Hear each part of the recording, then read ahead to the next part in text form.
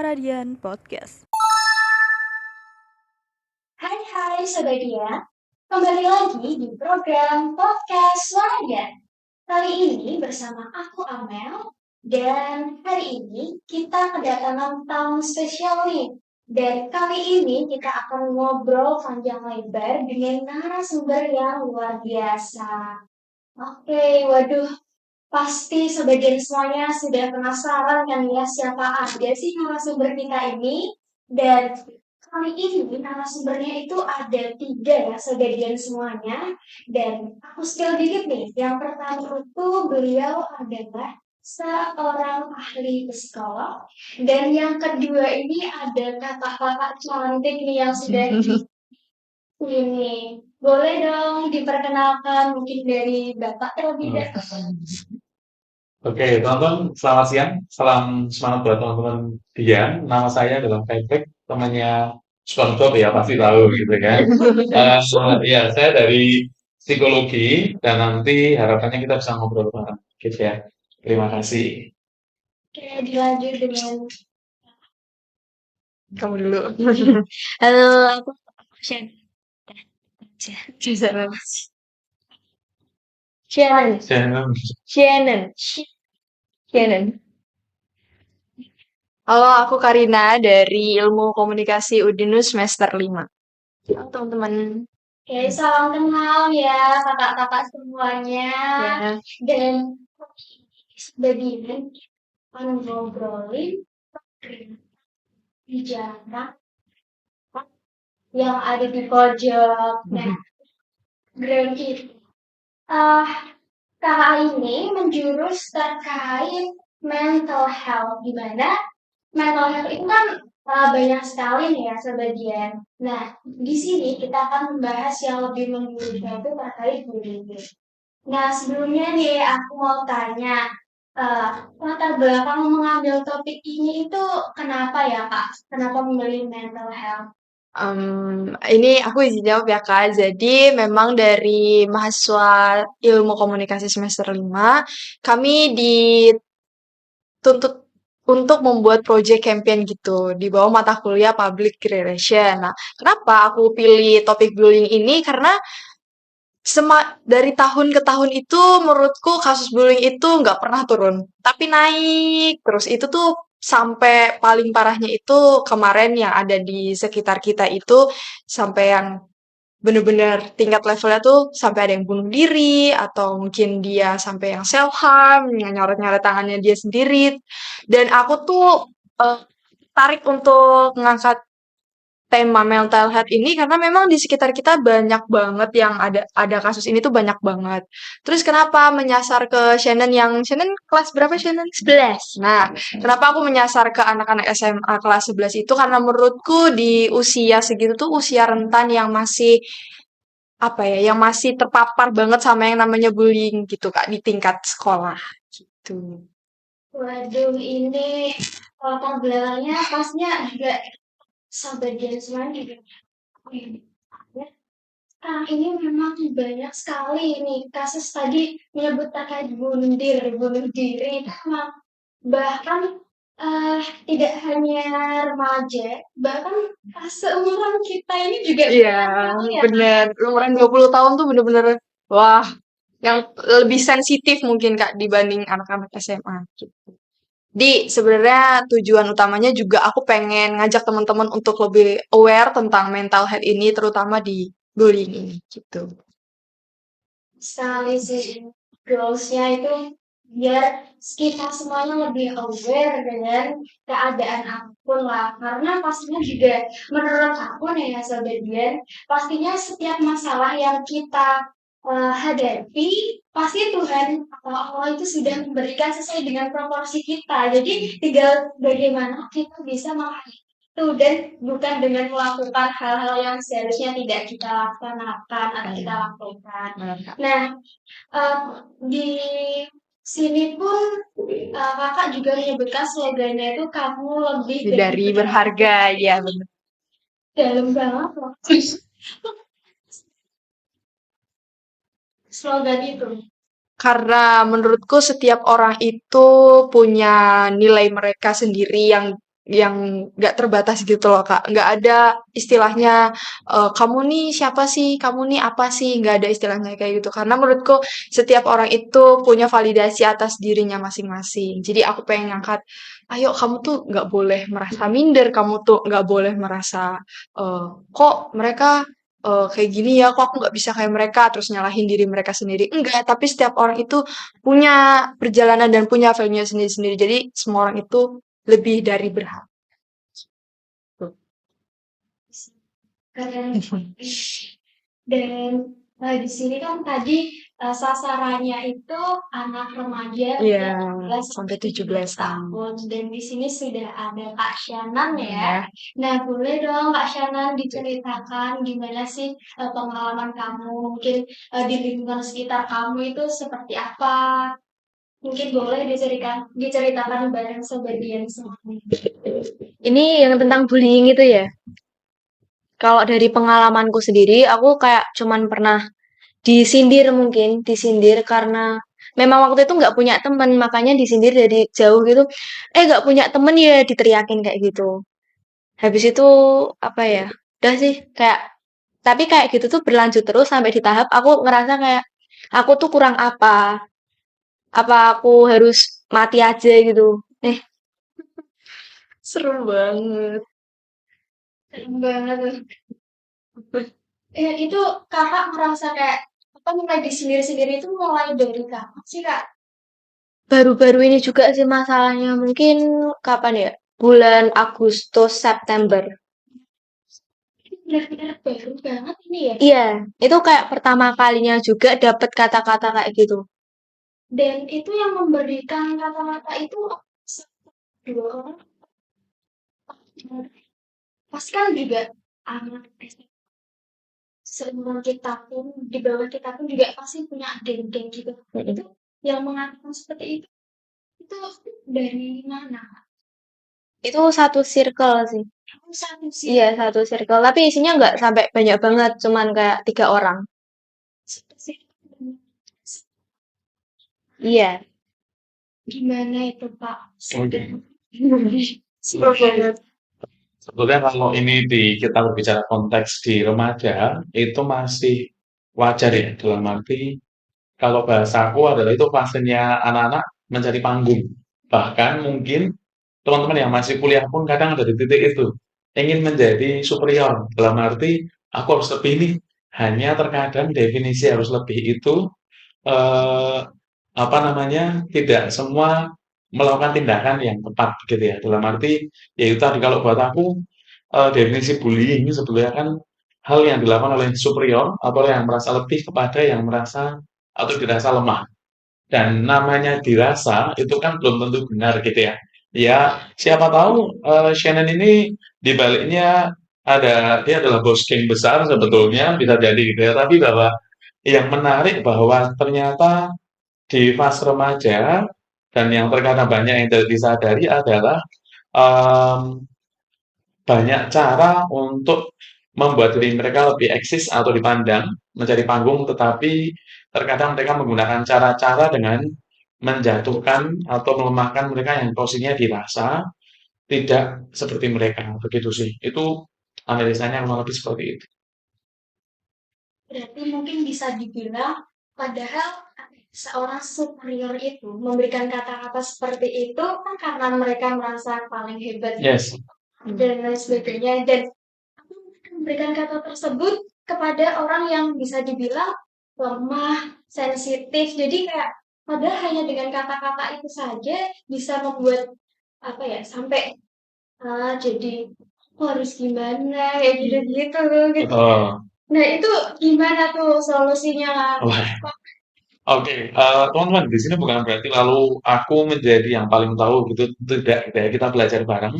Hanya memang kita juga harus melihat bahwa teman-teman secara psikologis, orang yang melakukan bullying merasa dirinya superior, sesungguhnya mereka adalah orang-orang yang inferior. Satu, bahwa aku tidak disayangi, bahwa sebenarnya nggak punya teman adalah mereka loh, Shin. Bisa jadi mereka iri. Kok dirimu orangnya pendiam, tapi kok yang perhatian banyak. Kemudian kok ya kamu dibully, tapi kok ya masih mau memperhatikan mereka. Tadi kan Shen juga bilang bahwa padahal aku udah coba untuk berbagai cara loh. Kan berarti sebetulnya malah kalau kita berbicara positioning malah lebih kuat dirimu dibanding dengan mereka. Hanya memang yang sering berbahaya adalah berkaitan dengan penilaian tentang diri. Mungkin teman-teman kalau aku bertanya gitu ya, teman-teman silakan dalam waktu 10 hitungan, silakan temukan 5 hal positif dan 5 hal negatif dalam dirimu. Silakan ditulis boleh, dipikir boleh. Aku hitung ya. 1, 2, 3, 4, 5, 6, 7, 8, 9, 10. Mayoritas jarang bisa sampai di 10 ini. Bahkan yang memilih lebih banyak positif itu tidak sebanyak yang lebih memilih negatif terlebih dahulu. Yaitu menjadi gambaran ya bahwa tidak jarang loh kita menilai situasi dari sudut pandang negatif terlebih dahulu. Eh, aku ngomong gini pun juga berangkat dari pengalaman ya. Beruntung ketika Shen masih sekuat ini. Dulu aku juga sama, ketika aku dulu di usia Shen, aku mengalami bullying, dianggap sebagai victim. Istilah victim aku juga baru tahu ketika di masa SMA itu, dianggap alay, dianggap aneh, dan itu dipasang di mading. Mungkin kalau tonton masih mengalami era mading ya, itu aku dipasang di sekolah. Wih, itu udah namanya gila. Aku udah dibunuh nih sama teman-teman gitu ya. Tapi terus yang dipikirkan adalah, ya itu kan cara pandang mereka. Apakah hidupku ditentukan oleh orang lain?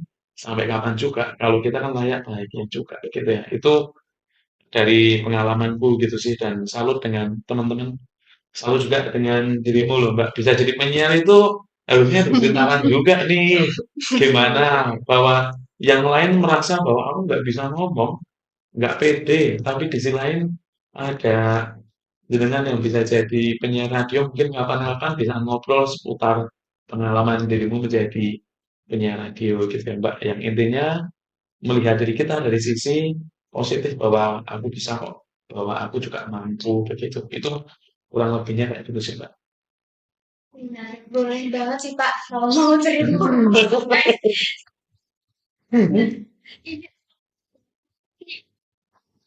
pikir pun juga em, menurutku dengan kata-kata itu masih cukup normal dan wajar ya, tergantung Kak Shannon sendiri sih gimana caranya biar tetap kuat dan tetap berpikir positif dan apa boleh nggak sih Kak Shannon pernah nanyain ke teman-temannya itu yang nyindir-nyindir kayak gitu, nanyain secara langsung gitu. Kalau aku waktu itu pernah nyelesain langsung sama mereka bertiga. Aku nanyain katanya ya, kenapa ya waktu itu ya lupa sedikit sih. Karena katanya aku ngerebut pacar kakakku, padahal enggak. Aku kayak itu ngerebut pacar kakakku, tapi nyatanya enggak. Waktu itu aku nanyainnya, kenapa kalian tuh bilang aku kayak caper, pick me, atau bahkan jalang. Itu tuh kenapa? Terus katanya dikatain, aku dianggap sama mereka tuh ngerebut pacarnya kakakku, padahal enggak. Juga enggak minat sama pacarnya sih. Batas candaan aja. Itu oh, itu cowok apa cewek?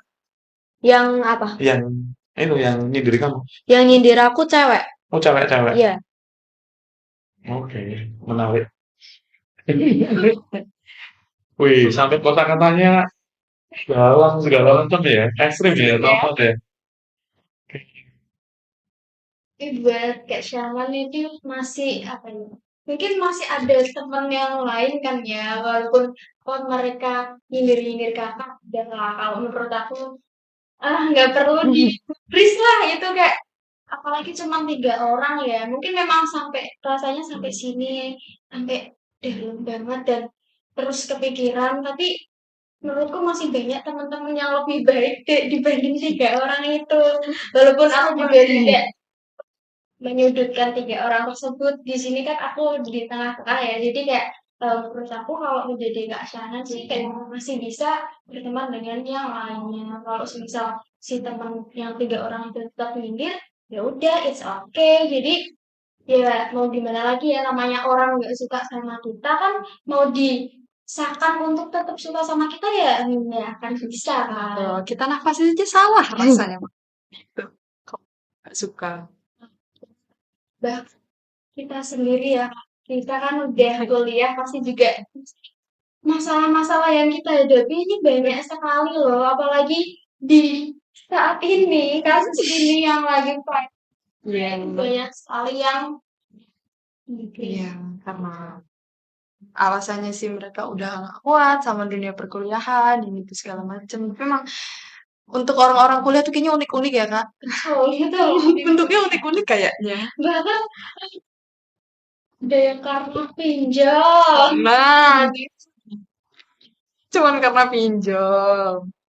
Dan aku mau tanyain sama Pak psikolog Pak Patrick ini, sebenarnya kenapa sih orang yang sudah ada di dalam fase mungkin bisa dibilang sakit mental udah nggak kuat lagi, kenapa mereka memilihnya untuk bunuh diri itu, gimana cara menyadarkan mereka untuk tidak melakukan hal-hal yang tidak seharusnya mereka lakukan? Oke, terkait dengan itu aku belum menemukan jawaban ya Mbak, karena niatnya aku mau tanya kenapa bunuh diri, tapi kan udah keburu meninggal duluan ya, jadi nggak bisa kejawab gitu ya. Oke, tapi oke, terima kasih.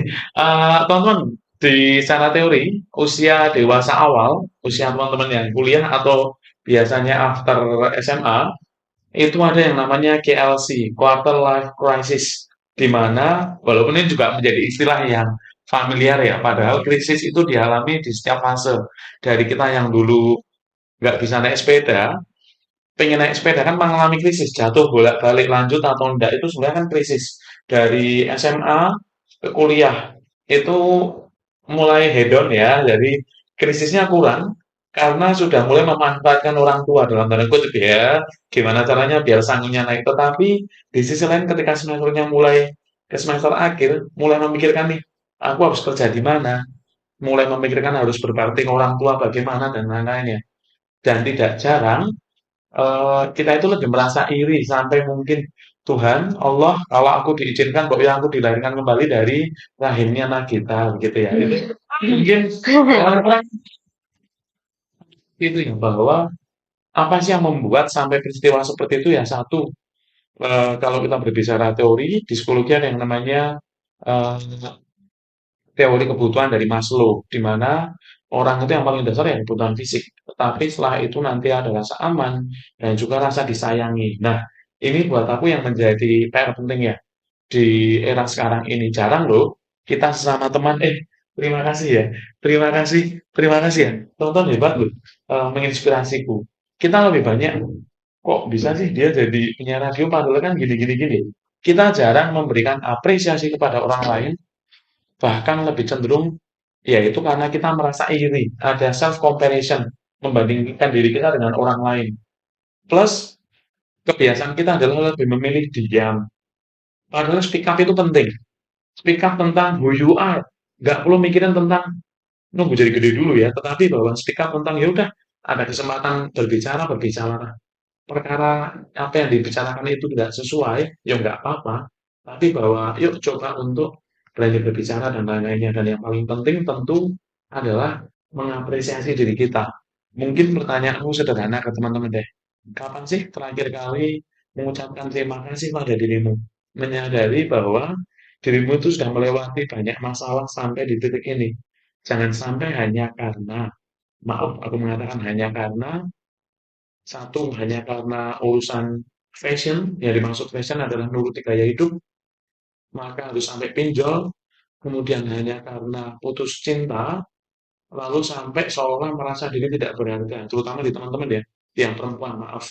Karena kalau laki-laki mudah, modalnya adalah tinggal modal tebar pesona. Tapi kalau perempuan, maaf kadang hanya karena pernah dicium lalu merasa dirinya sudah, wah aku sudah nggak berarti nih, nanti cowok-cowok nggak ada yang mau buat aku. No, bahwa teman-teman sebagai perempuan punya kesempatan yang sama, jangan biarkan laki-laki dalam tanda kutip seolah-olah lebih menguasai diri teman-teman.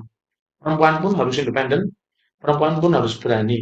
Dan yang paling penting ya lagi-lagi mengapresiasi diri, dirimu istimewa, cantik itu relatif, ganteng itu relatif, tetapi bahagia dengan dirimu, apa yang kamu jalani itu yang utama. Gitu sih kurang lebihnya ya. Bahkan sesuai dengan slogan dari kakak tadi nih, kamu lebih dari teman. Oke. Slogannya tuh mungkin dari Kak Shannon ada lagi nggak yang dirasakan? Mungkin sebelum dari tadi kan apa yang dirasakan itu dari September ya. Iya. Oh, nah mungkin sebelum-sebelumnya mungkin yang lebih menyakitkan dari ini mungkin boleh kali di-sharing sama kita. Yang sebelum-sebelumnya nggak pernah, soalnya emang baru pertama kali dapat kata-kata kayak gitu tuh ya September itu. Waktu emang lagi apa ya? Waktu lagi putus cinta nih. Habis itu aku jadi pendiam banget. Habis itu tiba-tiba dikata-katain sama mereka gak punya temen ini itu gitu-gitu. Berarti itu Kak Shannon putus cinta ya? Yang putus cinta itu Kak Shannon itu. Iya. Oh, aduh sakit ya. Putus cinta terus dikatain gitu. Mungkin apa cowoknya Kak Shannon itu eh, kenal sama circle-nya itu kali jadi bisa jadi kayak udah selesai terus dipojok-pojokin Kompor-kompor. ya kayak diprovokasi gitu loh. Red flag kali mantannya. Ya memang kenal sih, tapi nggak kenal deket banget. Mungkin kayak ya waktu circle-nya ini nanya ke cowoknya ini, kenapa lebih milih ini daripada aku gitu. Terus dijawabnya, Banding-banding. terus dijawabnya karena ceweknya yang baru itu tuh lebih dewasa dari aku. Tapi waktu ditanyain sama orang lain lagi katanya aku suka mukulin dia. Padahal mukulinnya cuma kayak gini doang. Gini tapi pakai arit.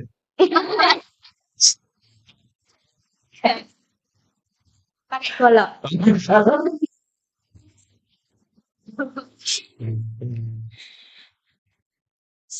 Aduh, berarti itu berawal dari putus cinta terus Dikompor-komporin, terus makanya kamu dikata-katain gak punya teman. Cowoknya refleks ini kak. iya, dari cowoknya sih tapi ya kita juga nggak bisa menyalahkan orang juga ya. Benar. Tergantung kita apa berpikir positif aja dan gimana caranya kita untuk bisa menyikapi jangan sampai lah masa sampai kepikiran apa aku mati aja itu Perjalanannya nggak masih boleh. panjang. Kamu iya kerja itu masih panjang itu belum seberapa sih jadi jangan sampai apa mikirnya sampai ke situ. Iya sih sekarang kayak lebih kepikiran nanti aku bakal gedenya tuh kayak gimana gitu. Nggak mikirin yang percintaan atau yang gimana-gimana lagi. Aku lebih fokus ke nilaiku sekarang sih. Dengan Mengupgrade adanya diri. yes diolok-olok terus akhirnya mengupgrade diri dan gimana caranya biar bisa up lah kitanya gitu ya dan pastinya itu nanti si cowok apa mantan ya si mantanmu selesai Iya. Kenapa ya gue dulu gini sama Shannon? Iya. Dan mendekatkan diri ke Tuhan. Bukan. Wah, ini. Ngerasa kayak ya aku udah bukan ngerasa juga sih kayak gimana ya jelasinnya. Pokoknya setelah aku mendekatkan diri ke Tuhan, nyoba buat mendekatkan diri ke Tuhan ini, habis habis itu aku langsung ngerasa tenang, tenang tanpa pemikiran yang aneh-aneh lagi. Sekarang lebih sering kayak di kaca gitu, kenapa aku cantik banget gitu. Nah, cocok. Aku jadi malu. Aku yang malu-maluin aja biasa. Cakep pantun.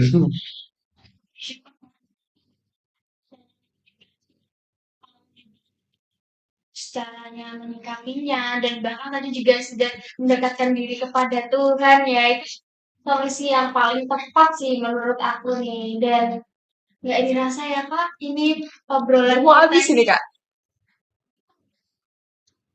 yang kali lebar ini.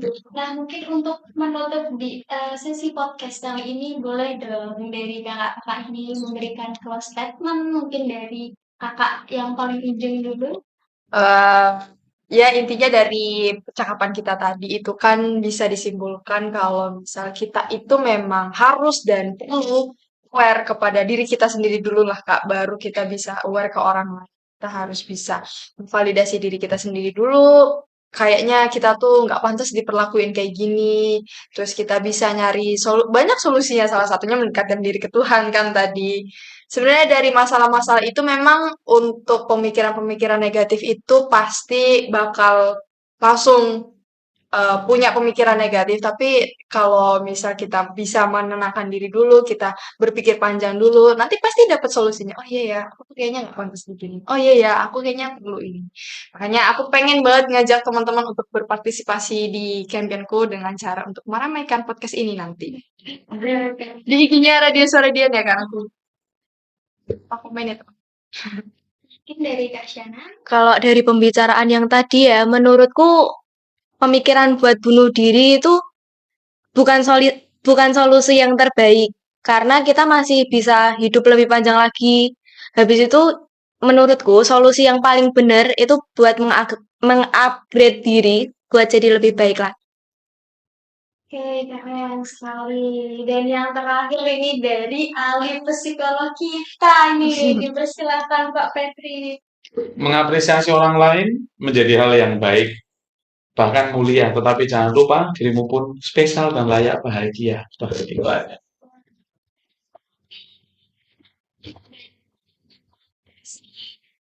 Bagian semuanya, jangan lupa follow Instagram kita @radiosuaradian, dan mungkin dari Instagram Kak ini boleh dong di-spill bareng sama Dian ini. Waduh, apa ya? Nggak punya Instagram. Oh, Sharon tidak.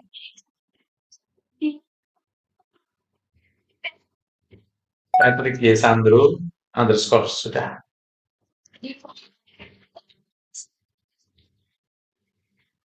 Oke, kalau aku nanti aku bakal nyantum di sosial media dari campaign yang kita jalanin aja Kak. Kita nanti ada di aku kasih tahu. Jangan lupa komen ya teman-teman untuk tetap aware. Oke, terima kasih banyak kakak-kakak semua sudah hadir di podcast ini, dan semoga podcast ini juga bermanfaat tidak hanya untuk kita sendiri tapi untuk Sobat Dian dan seluruh pendengar yang ada. Nah, aku Amel, pamit undur diri. See you.